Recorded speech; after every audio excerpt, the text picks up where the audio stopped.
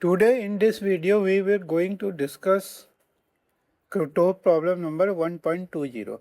It is a very fundamental problems of constraint motion.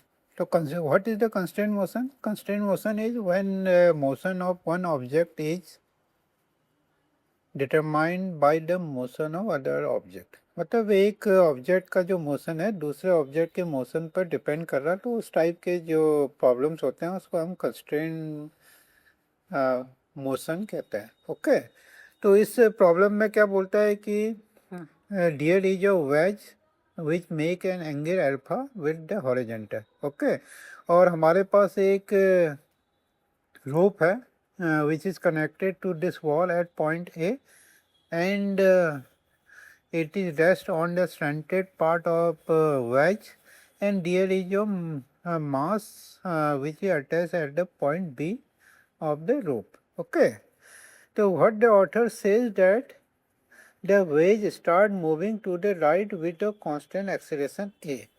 So this wedge is moving towards right with acceleration A. Suppose at any point T, we can say the wedge distance from this wall is x, and this mass which is laying on the slanted portion of the wedge has a distance from this top of the wedge is y. Okay, as the wedge is moving towards right, we can say that this point mass B which move in this slanted portion of the wedge either upward or downward. Suppose the distance of the this road B from this top of the wedge is y. Okay, तो हमारा जो question में दिया गया है जो रोप है ये क्या है इन एक्सटेंसिबल, मतलब जो रोप की जो लेंथ है वो आपका कांस्टेंट है। तो हमारा रोप का लेंथ कितना हो जाएगा, किसी टाइम टी पे x प्लस वाई के बराबर हो जाएगा। एंड दो वेज का जो हमारा वेज है जैसे ये राइट हैंड साइड की ओर मूव करेगा तो हमारा x का वैल्यू क्या होगा, चेंज होगा। तो we can say that velocity of this wedge can be denoted by dx by dt, and acceleration of this wedge can be determined by double integration of this position vector x. तो a equal to d square x by d t y के बराबर होगा। Okay, similarly जो veg मतलब जो मास b जो इस veg के इस फ्रंटेड पोर्शन में है इसका डिस्टेंस वेज के टॉप से आपका y है, जो भी टाइम के साथ जैसे जैसे x चेंज होगा ये y भी चेंज होगा।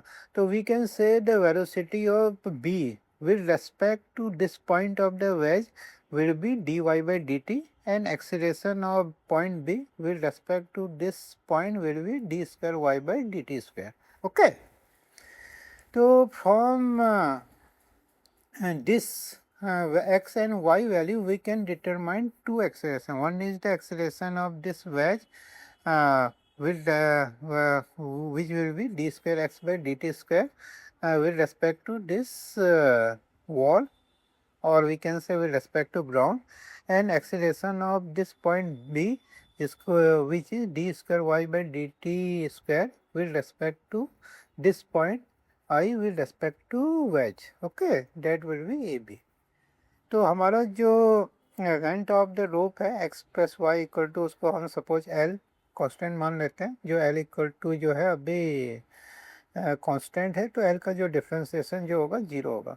तो इस इक्वेशन का अगर डबल डिफ्रेंसिएशन करेंगे तो हम वेज का जो एक्सीलरेशन है विद रिस्पेक्ट टू ग्राउंड ए, और जो बॉब या मास बी का जो एक्सीलरेशन है with respect to a this wedge, उनके बीच में हमने एक रिलेशन निकाल दिया। That will be acceleration of mass b will be minus a. Okay, तो हमें इस क्वेश्चन में क्या निकालना है कि determine the acceleration a1 of the rod when it is still on the veg.